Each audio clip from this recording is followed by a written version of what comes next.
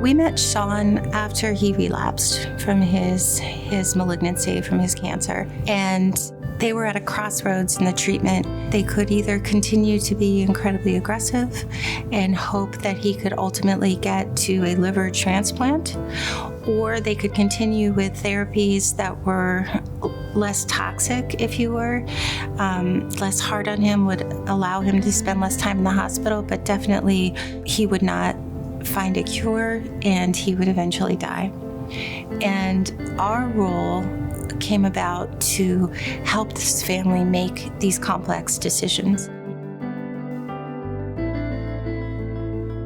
I feel like it's a great honor to care for these patients and to care for these families. They let us into their room the first time, not really knowing what to expect from our team, and then ultimately they let us into their hearts. Our team is able to go in and sit with these families and focus on their questions that they may have, and focus on what concerns they may have, and what does this look like? What does the big picture look like? It was like a plus to me. I was like somebody that I can talk more freely about what's going on and what I need for my son in that moment. Shawn was here in the hospital for a very long time, limited to what he can do. At a certain point, he couldn't even leave his room. And people to text or people to call, but nobody to sit with and to talk to. So I would go and sit there for 30 to 45 minutes whenever I could, multiple times a week, and just provide my undivided attention. It was heartbreaking for me to leave him alone until Bianca and her team stepped in and filled that part for me. It was great. I felt that I was leaving him with family. Multiple teams that came together and said, we've got to make this happen.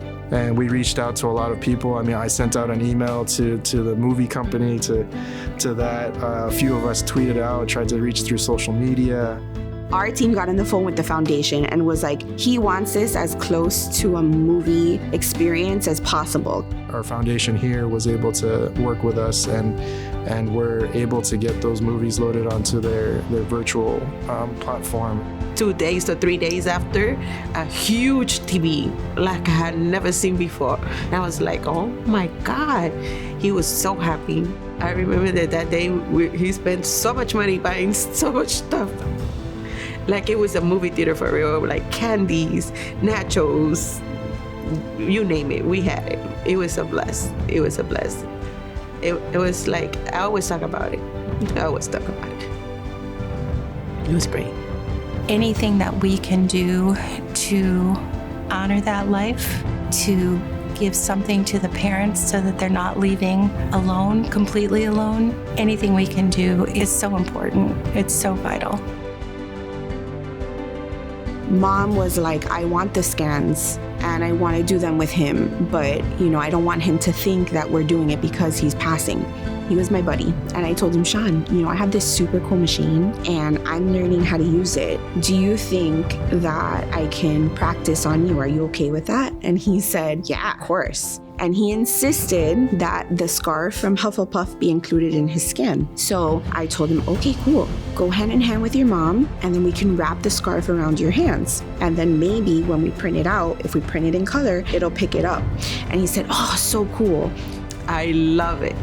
I was like, oh my God, this is the best. It was a great idea to put that scarf and put a little bit of color of it. It was so realistic. I love it. I love it. Their goals and their hopes changed. It changed from cure to a day without pain to him seeing his favorite Marvel movie, and we were able to make sure all of those things happened.